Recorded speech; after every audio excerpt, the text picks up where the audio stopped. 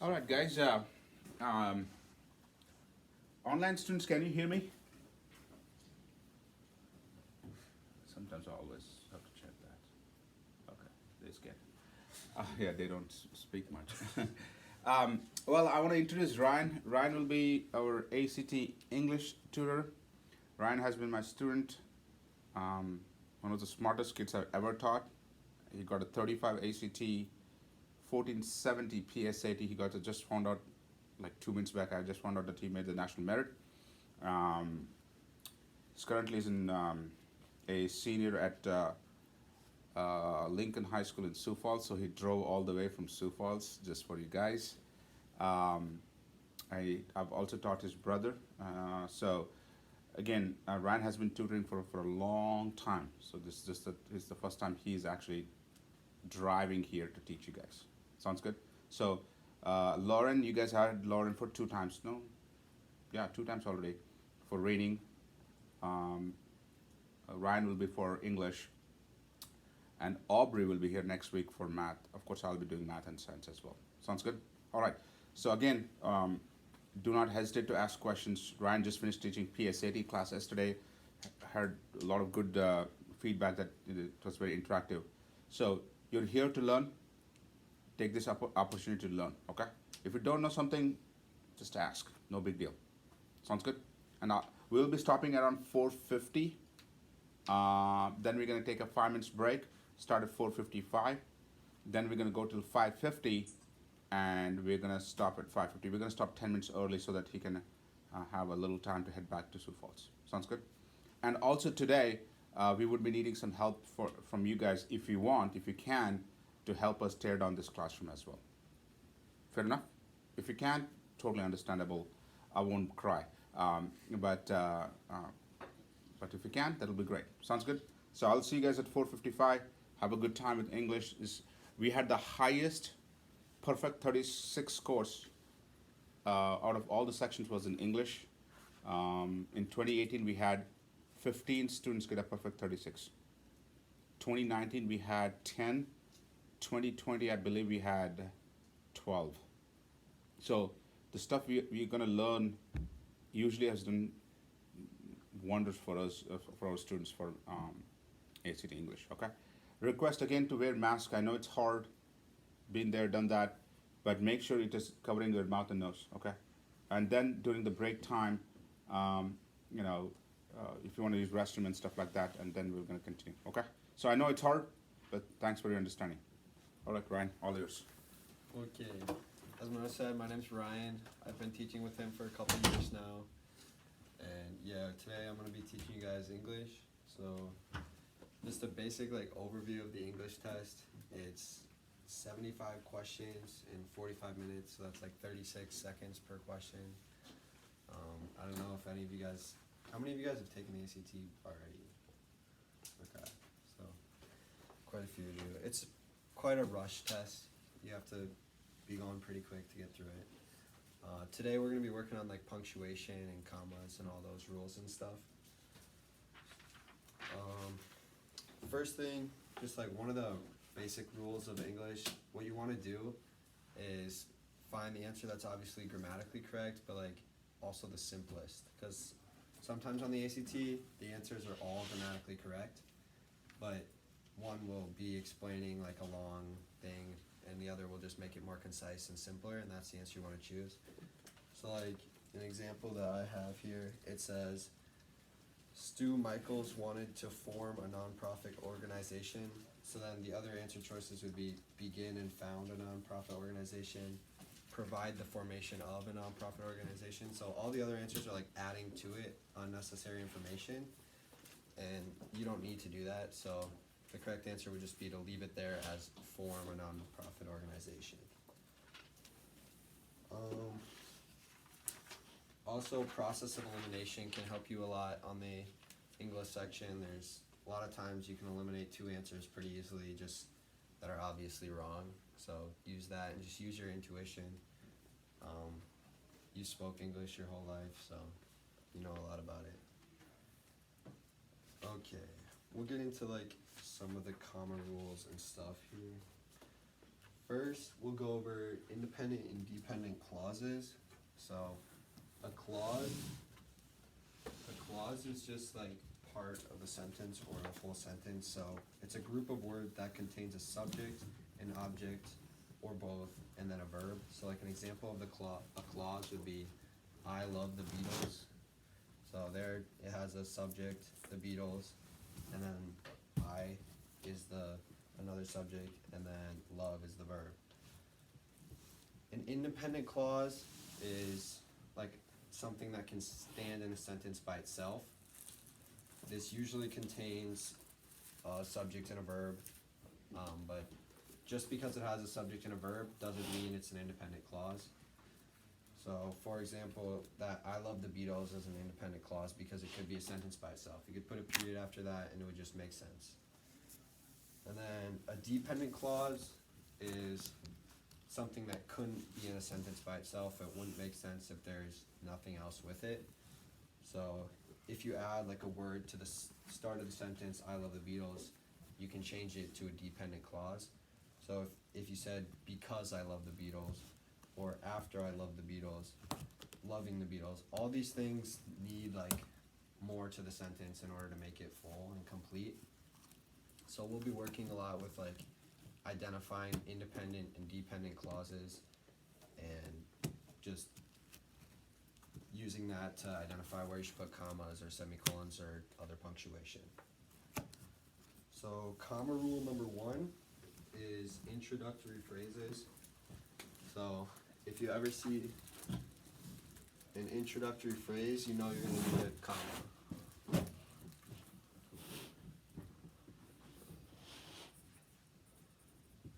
Okay.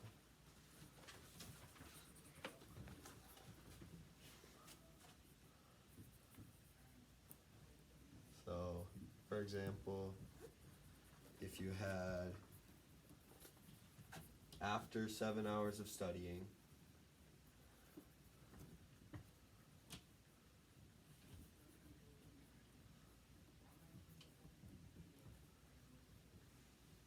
comma, I raised my ACT score.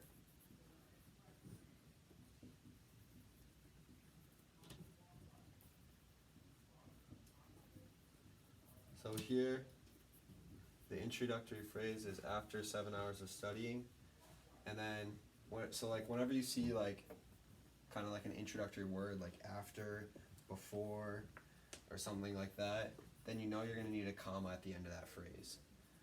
And then after that, it's the rest of the sentence. I raised my ACT score. A couple other examples are like, over the years, comma, our band has gotten better. Knowing my teacher had a thing about being late, comma, I made sure to be on time. Those are just a couple examples there. So, number 2 is to use a comma hug, is what they call it, for words that are not words or phrases that are non-essential. So I'll just write hug, non-essential phrases.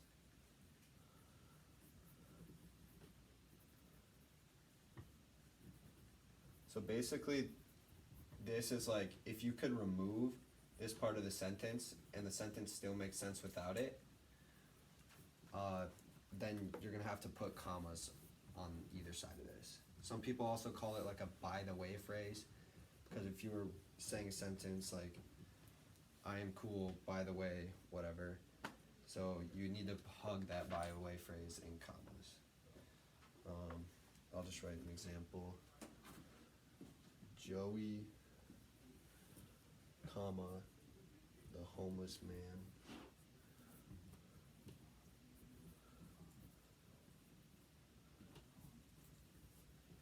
comma, plays Stairway to Heaven.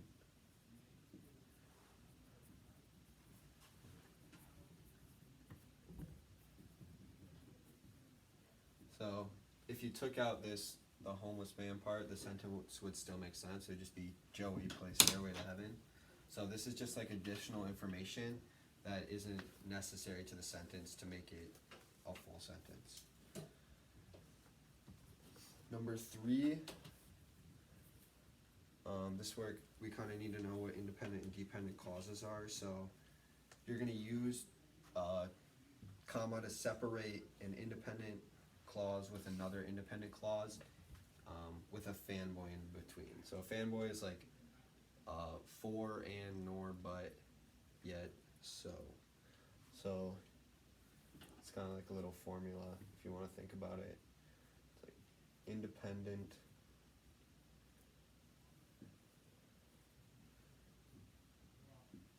comma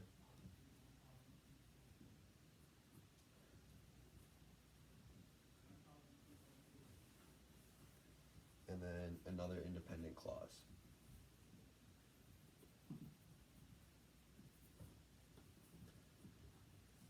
So basically, if you can, when you see a comma, what I usually do is I read the first part of the sentence and see if that can make sense by itself, and then I'll read the second part of the sentence, see if that can make sense by itself.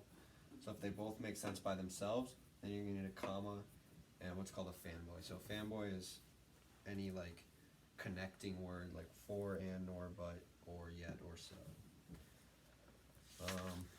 One example of that would be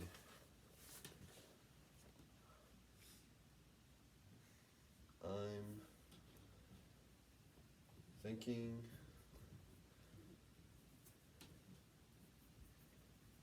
of going to Georgetown,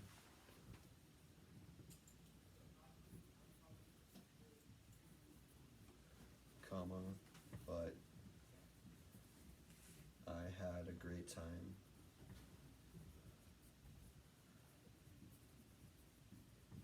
in Miami.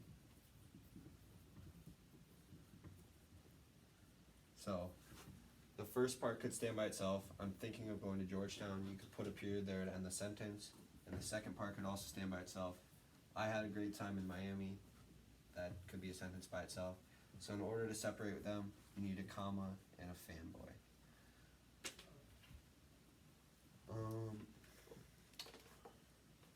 Rule number 4. This is the easy one. It's called the Oxford comma. Everyone knows this one. It's the one where just comma separates items in a list. So if you have 2 or 3 or more things, then you need an Oxford comma.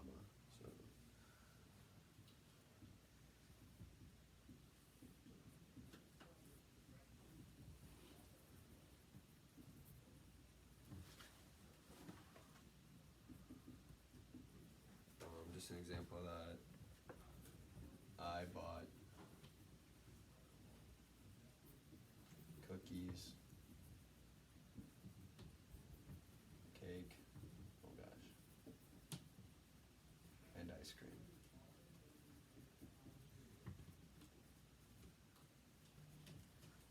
Okay. The 5th rule for commas is commas are used to separate a phrase that refers to the entire sentence and ends with an ing.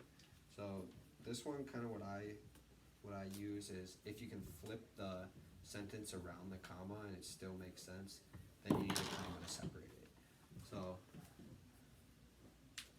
I'll kind of just write an example here.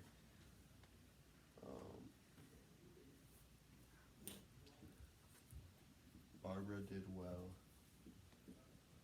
comma, considering she hadn't studied at all.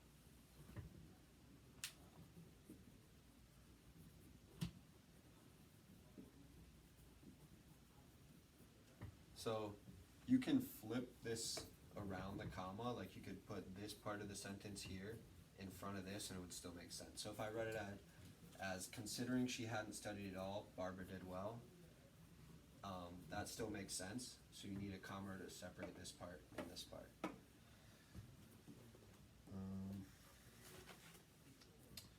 Okay, now those are the basic, there's more comma rules than that, but those are the basic ones that we'll start with right now. And we will go on to semicolons. Do you guys have all this written down? Okay.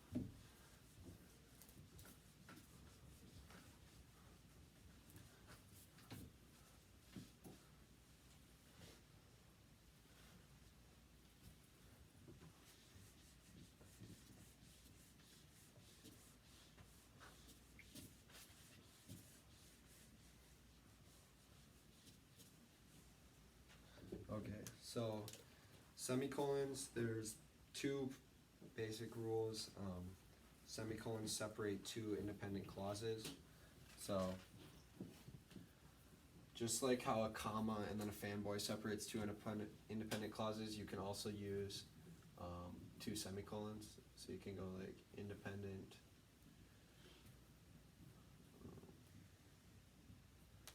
semicolon, independent.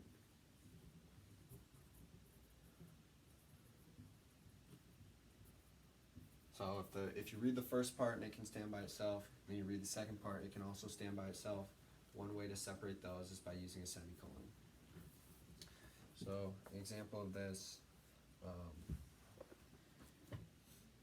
is I'll take a number 2 with a Coke, semicolon. It's got the most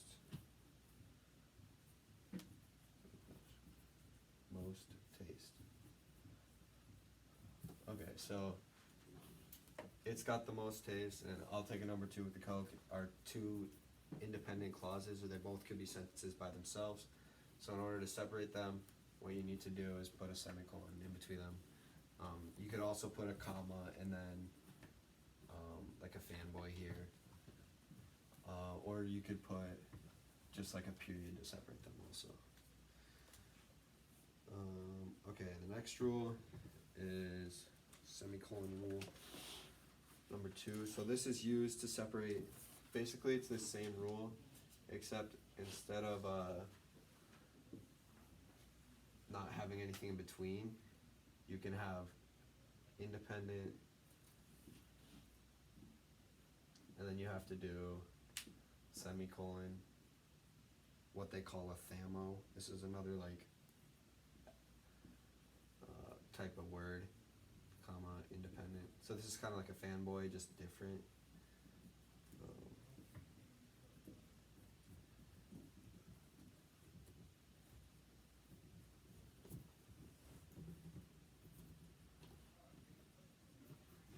So a thamo is a word like therefore, however, moreover, although.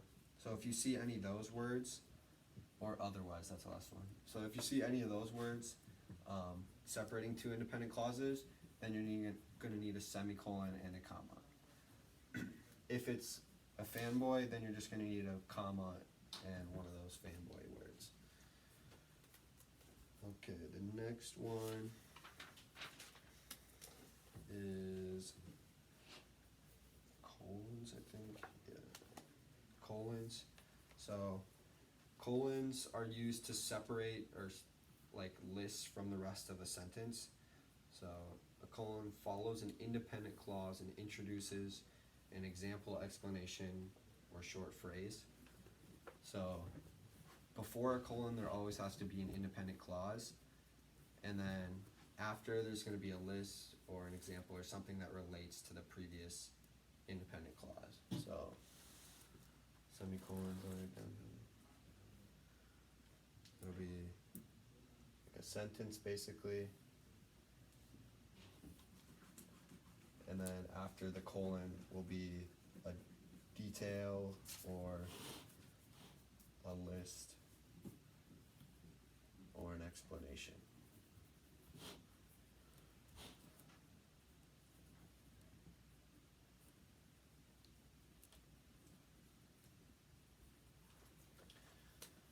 So one example of that would be there's only one city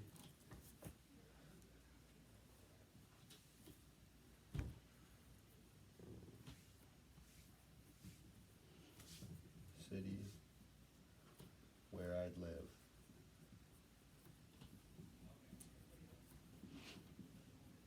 And then you do semicolon, Boulder, Colorado.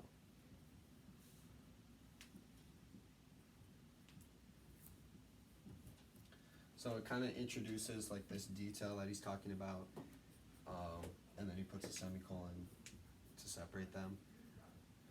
This could stand on a sentence by its own, so it's an independent clause, and you always have to have an independent clause before a semicolon, like I said. So yeah, another example would be the grumpy teacher had only 3 rules in her class, semicolon, be on time, sit quietly, and check your creativity at the door. So it has like the sentence before, and then it introduces a list.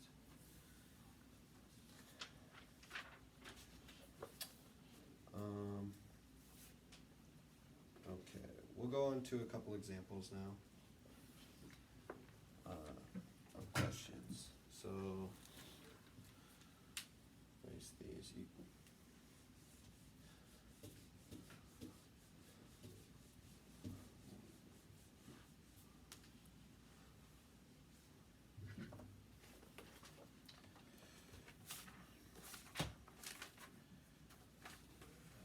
Okay, so I'll write down a question up here.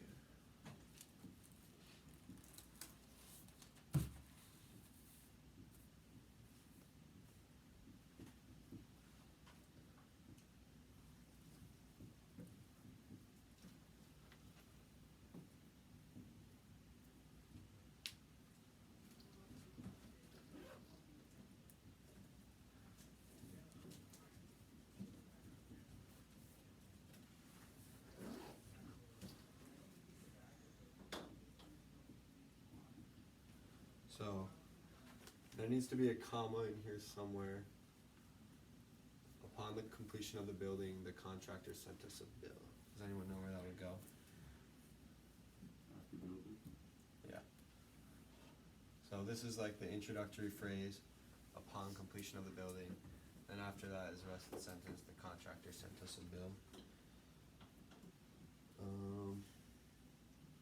Another one. Yeah.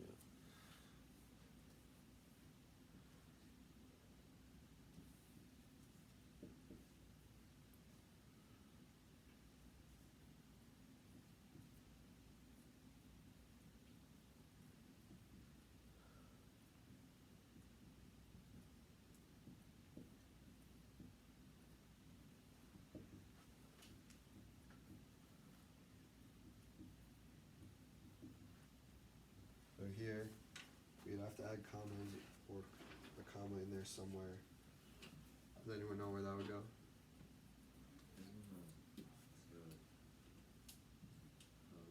Yeah. Yeah. Optometrist, yeah. So you'd have to hug that phrase there because it's, if you removed it, the sentence would still make sense and it's not really essential. So my brother Ron owns his own practice would be a full sentence by itself. So you hug that there.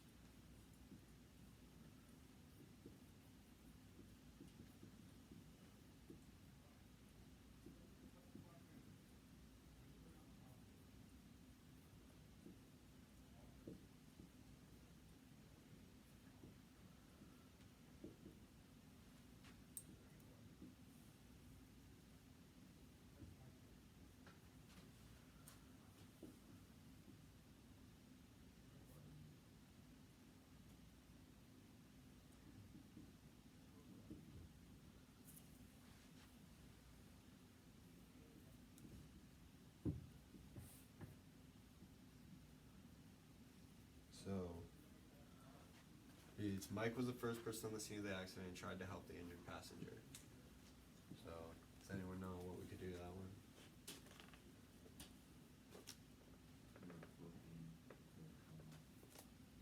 Okay, so, I mean, it's kind of a trick question. You actually don't need to do anything to this one. If this was an independent clause, this part, so if this could stand on a sentence by itself, then we would need a comma before it. But since this is a dependent clause, then you don't need a comma. So this couldn't be a sentence by itself. If I just read, tried to help the injured passenger, that wouldn't be a sentence. So you don't need a comma here. Does that make sense? Okay.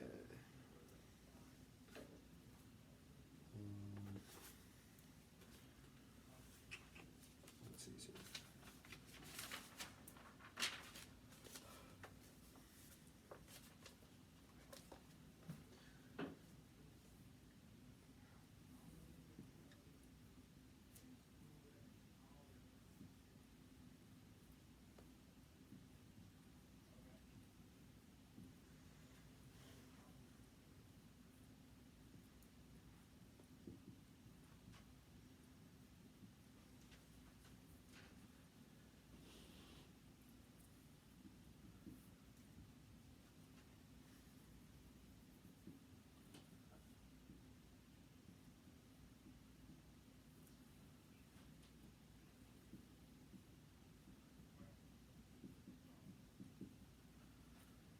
Oh, it reads, a 7-year-old looked away from me when he lied, reinforcing my suspicions.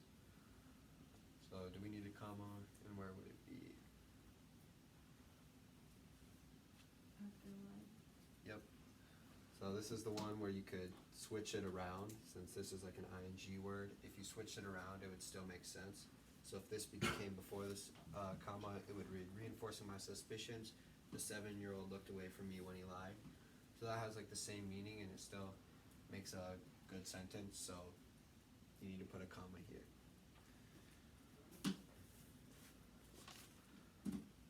Okay.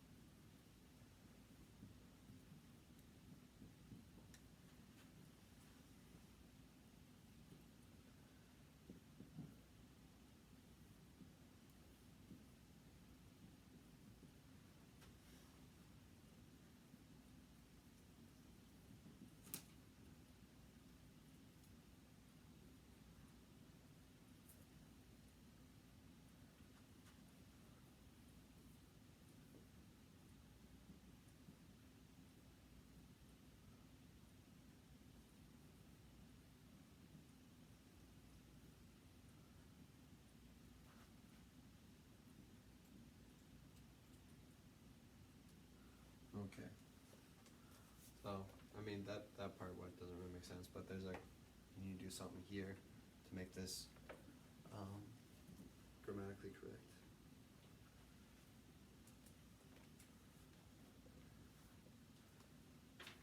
It just says, I will, however, need a sweater. You look at kind of small. After delivery. What? After delivery. Um, Oh, no, after will. you actually need both. So like after will and however. So I kind of said before that semicolon rule is you can separate whenever you see like a thamo with a semicolon and a comma, but that's only if there's like two independent clauses. So here I will and need a sweater are not two independent clauses. So this becomes like a by the way phrase. So or like where you need the comma hug. So you could remove it and it just says I will need a sweater, if that makes sense. So you need to hug it with commas. Okay.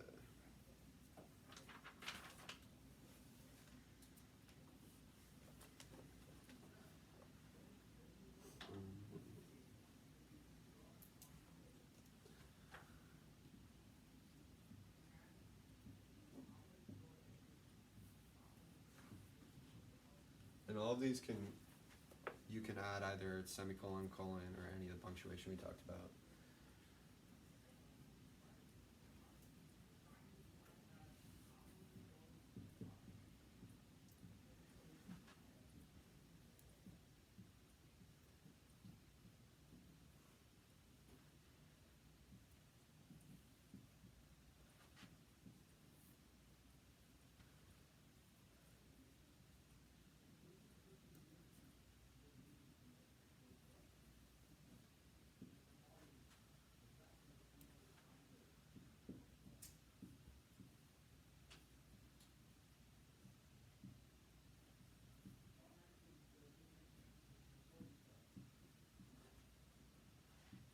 Martha has a serious problem. She's 14 and doesn't know how to tie her shoes.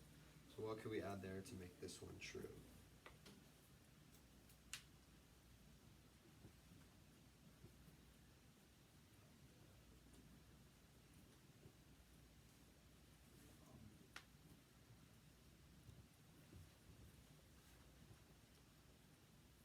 After problem, What would you add? colon, colon. Colon is correct. I think a period would work here too. That's just not the answer choices they had. I didn't give you answer choices, but a period should work because it's Martha has a serious problem. That's a sentence.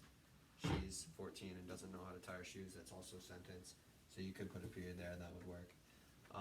Colon is what they were looking for though, because this kind of like introduces this part of the sentence, and this is an independent clause. So Martha has a serious problem. She's 14.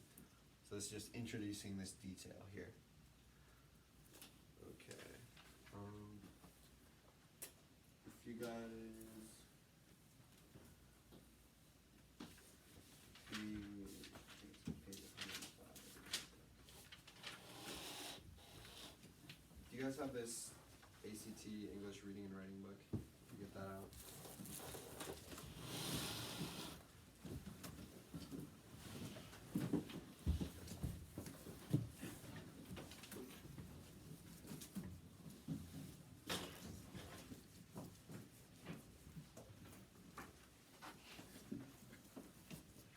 Is your guys' the third edition? Does it say on the front or the second? Okay, well, I think you guys have a little different version than mine. Let me check.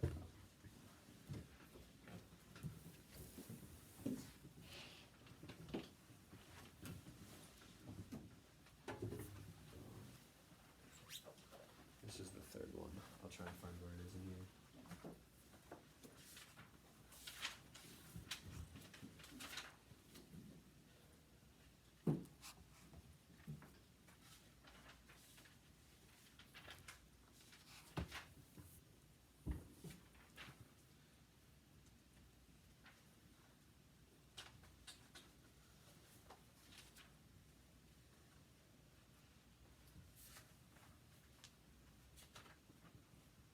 Page 111.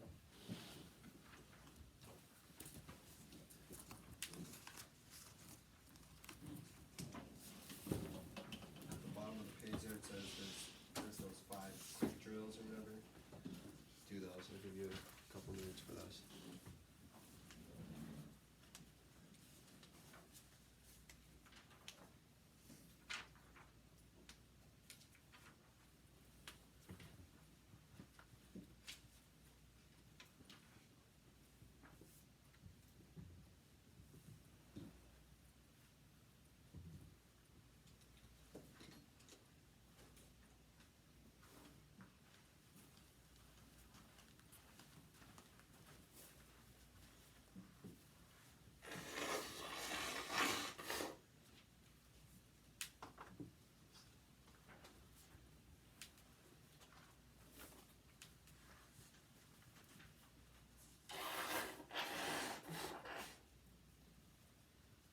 Set your pencil down when you're done, so I know you're done.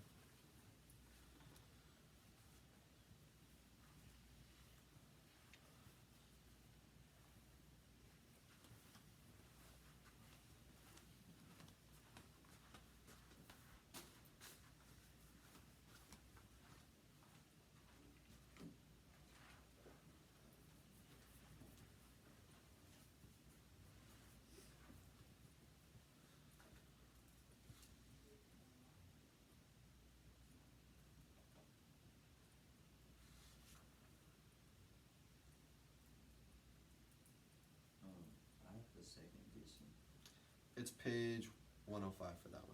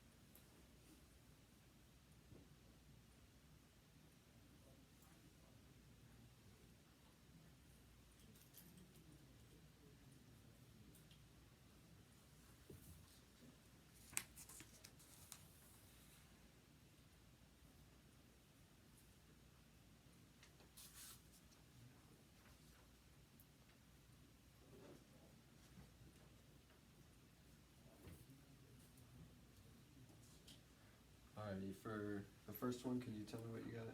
What's your name? Peyton, Okay. Beth Fine, comma, the direct coordinator of special education, comma, is one of the most talented and dynamic administrators the school direct has ever had. Yep, so there you're gonna need a comma hug around that, the district-wide coordinator of special education.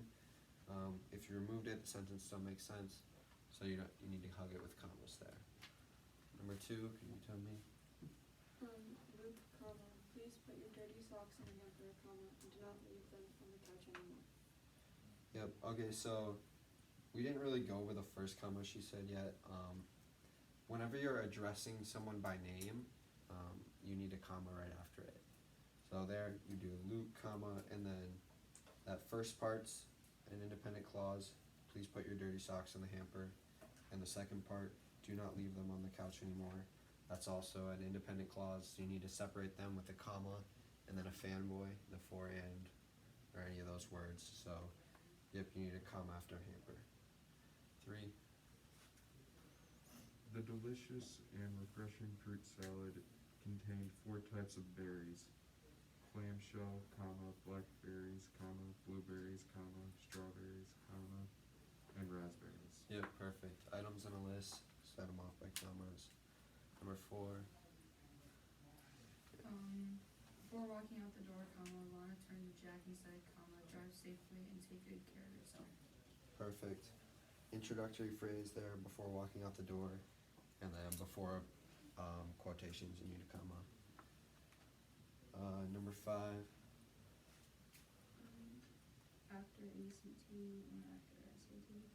Yep. So the ACT, comma, unlike the SAT, has no sentence completion questions or long double passage reading selections. So there again, it's that by the way phrase where you need to hug it with commas. You could read it without it, and the sentence should still make sense. Okay, page 107 in this book. It should just be the next page.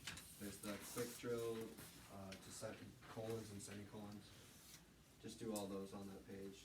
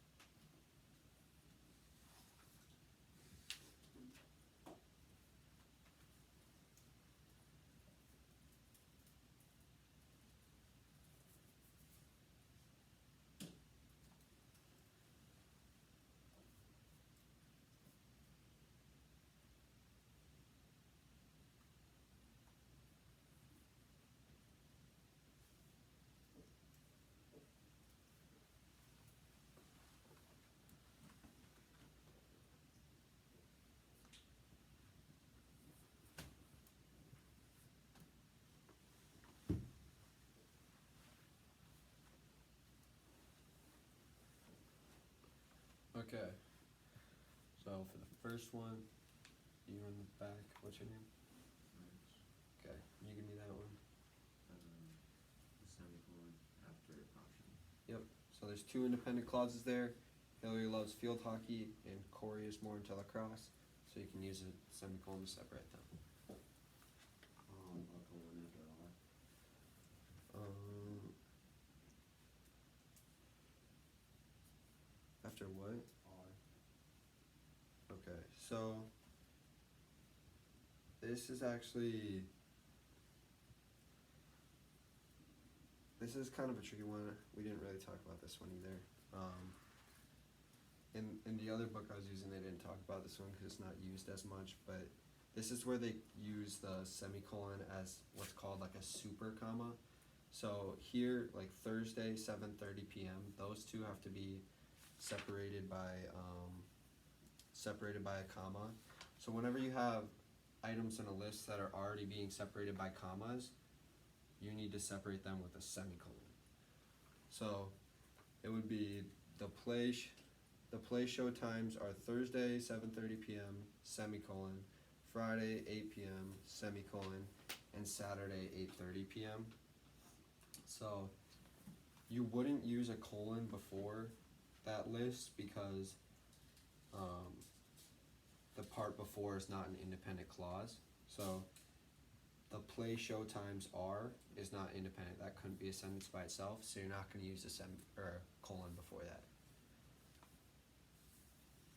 Okay, number 3. A colon after quotes. Yep, perfect. So there, it is a full independent clause before the list. So when the list comes, you can use a colon to separate them. I had a semicolon after green bean casserole and a semicolon after a loaf of raisin bread.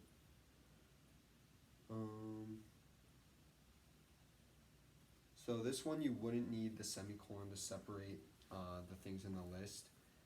It can just be the comma here because you only use the semicolon as like the super comma if it's already being separated by commas. So like times and days have to be separated by commas. So in order to separate multiple of those, you need a semicolon. Or like cities and their states have to be separated by commas. So in order to separate multiple cities and states, you need a semicolon to separate those. Here, what you could do is you just put a colon after following. So Mrs. Jones went to the potluck dinner and brought the following. So that's a sentence by itself, and then it goes colon, a green casserole, a loaf of bread, and a pumpkin pie. Number 5. And a colon after salad. Yep, perfect. Same thing as that last one, just introduces that list there. Yep. Colon after points. Okay, yep, and then this is where you use that super comma or the semicolon again as a comma. So the colon was good after points, it's introducing that list, and then the list already has commas in it, so you're going to need a semicolon to separate the different things in a list. So it'd be Laurel Lane, comma, 3 miles east of Hillside, semicolon, Maple Court, 2 miles north of Marcus, semicolon, and Nassau Road, 7 miles west of Serpentine. That makes sense? Okay. Number 7. Colon after the sames. Yep, perfect. Number 8. Colon after benefits. Yep. And number 9. Got it? Colon after contain. Not quite. So there you're gonna need a semicolon after flavoring. So only buy beverages that contain natural flavorings, semicolon, avoid beverages that contain artificial sugars, color enhancers, and chemical additives. So there it's that 2 independent clauses again. So the first part could stand by itself, be a sentence. So could the second part. So you need a semicolon to separate them. And the last one. Semicolon after the. Yep, just introducing a different part of the sentence. Alrighty. Last thing we will do.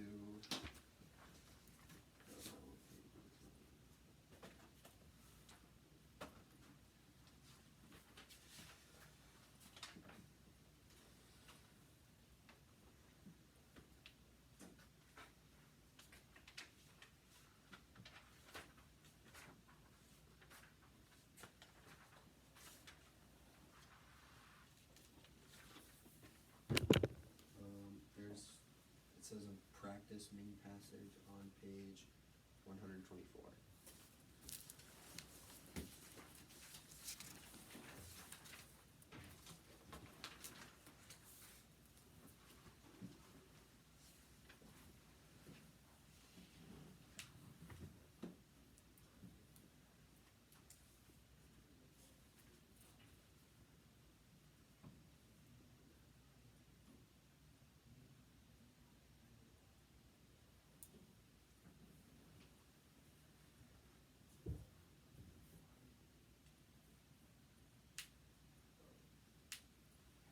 Number one, we didn't talk about, like, so if you don't know that one, that's fine.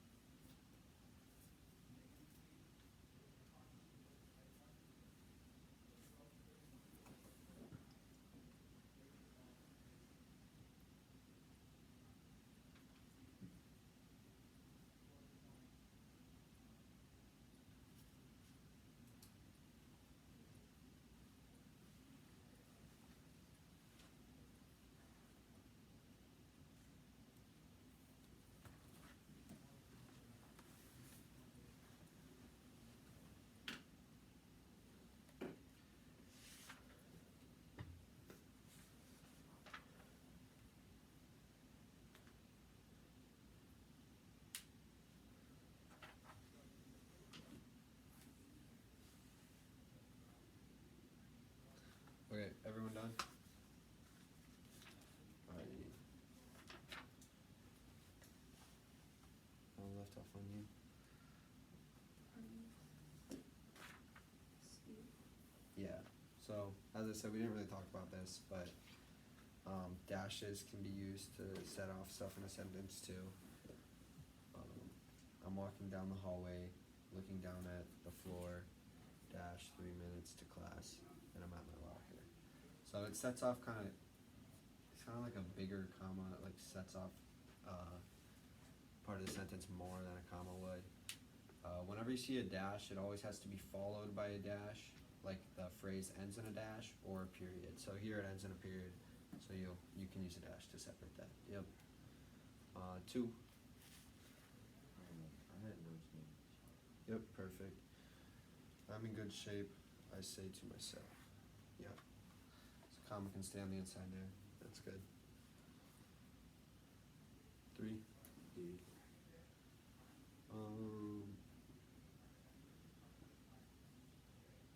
So for this one, the correct answer is C. So the net, this is kind of like what's called parallelism. We haven't gone over this much either. It's like the verbs have to agree.